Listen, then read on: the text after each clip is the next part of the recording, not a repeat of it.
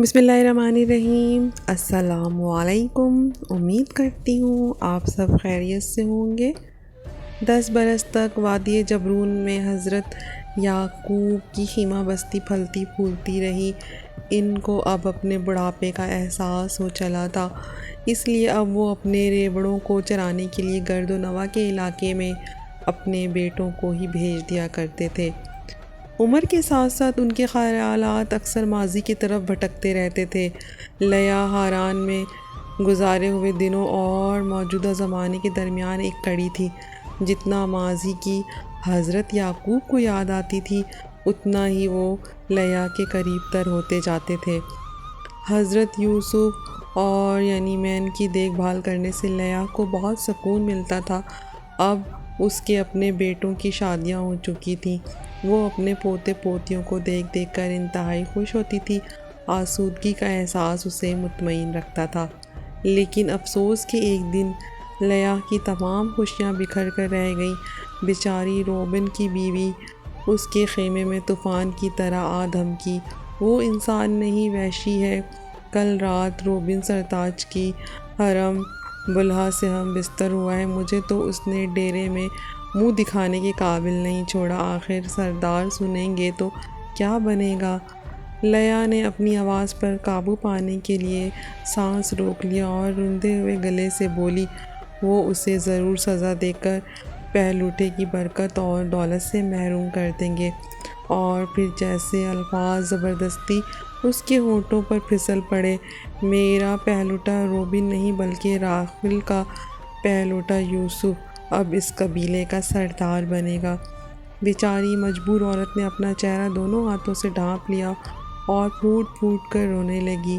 اس کی سسکیاں فضا میں ابھر رہی تھیں اور وہ اپنی قسمت کو کوس رہی تھی۔ اف خدایا، میری بھی کیا قسمت پھوٹی ہے، ذرا سنو تو ادھر۔ شمعون کی بیوی چلا رہی ہے اور اپنے شوہر کا غصہ بیچارے بچوں پر اتار رہی ہے۔ لیا نے اپنی چادر سے آنسو پوچھے، اس کا سانس ابھی تک پھولا ہوا تھا۔ اس نے بڑی بے چارگی سے تسلیم کرتے ہوئے کہا، راخیل کے بچوں کو دیکھو، وہ دوسروں سے کتنے مختلف ہیں، مجھے تو وہ بہت پیارے لگتے ہیں۔ یوسف ایک اچھا سردار بنے گا، خدا اسے برکت دے۔ لیا کو حضرت یوسف کی صلاحیتوں پر ماں کا سا ناز تھا۔ اس نے بات جاری رکھی، اس لڑکے کو سارا، ربکہ اور راخیل کا حسن ورثے میں ملا ہے اور اس کا مضبوط خوبصورت بدن دیکھ کر اس کے بھائی جل جل جاتے ہیں۔ پتہ ہے وہ کتنا ذہین ہے اور اپنے باپ دادا کی خدا سے پیار بھی کرتا ہے۔ اتنا کہہ کر لیا رک گئی اور سوچنے لگی کہ اسے آگے بات کرنی ہے کہ نہیں۔ آخر کار وہ پھٹ پڑی، لیکن یوسف اور مین بھی بگڑنے لگے ہیں۔ وہی غلطی جو بچوں کے دادا دادی سے ہوئی تھی اب ان کے باپ سے ہو رہی ہے۔ حضرت اسحاق اور یوسف سے محبت تھی، جبکہ ربکہ حضرت یعقوب کو چاہتی تھی۔ اسی کے باعث اس گھرانے میں زبردست نفاق پڑ گیا تھا اور اب یہی کچھ ہمارے گھر میں ہو رہا ہے۔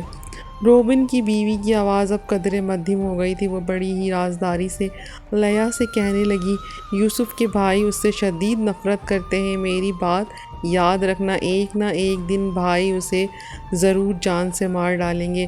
جب کبھی یوسف ان کے ساتھ مویشی چرانے جاتا ہے تو جو کچھ وہ آپس میں کرتے ہیں وہ سب باتیں آ کر اپنے باپ کو بتا دیتا ہے۔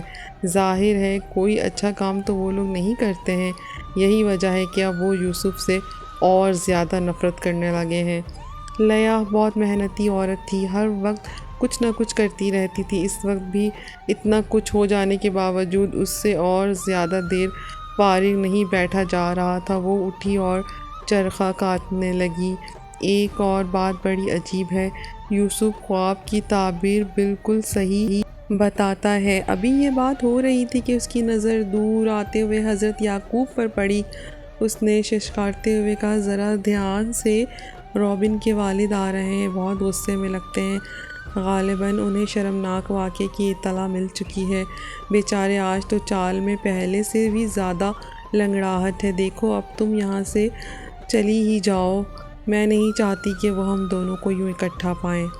لیا کی بہو آنکھ بچا کر وہاں سے کھسک گئی اور اتنے میں سردار یعقوب خیمے میں داخل ہوئے۔ مشکل سے بیٹھے ہوئے انہوں نے بڑے غصے سے کہا، میں نے فیصلہ کر لیا ہے کہ یوسف کے لیے ایک چوغا بنواؤں جس پر مہنگی کڑھائی کروائی جائے گی جیسے امیر لوگوں کا لباس ہوتا ہے۔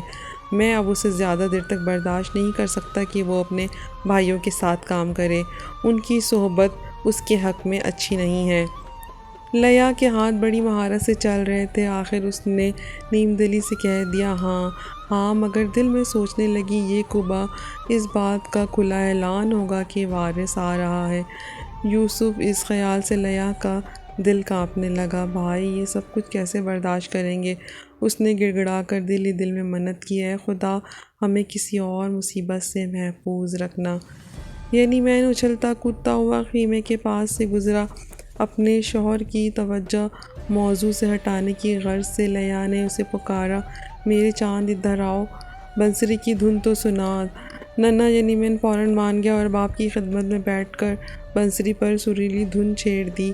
اس کی گول مٹول آنکھوں میں بلا کی چمک تھی۔ جب وہ بنسری بجا چکا تو بڑے اشتیاق سے اپنے باپ سے پوچھنے لگا، بابا میں بھی ماں کی طرح اچھی بنسری بجا لیتا ہوں؟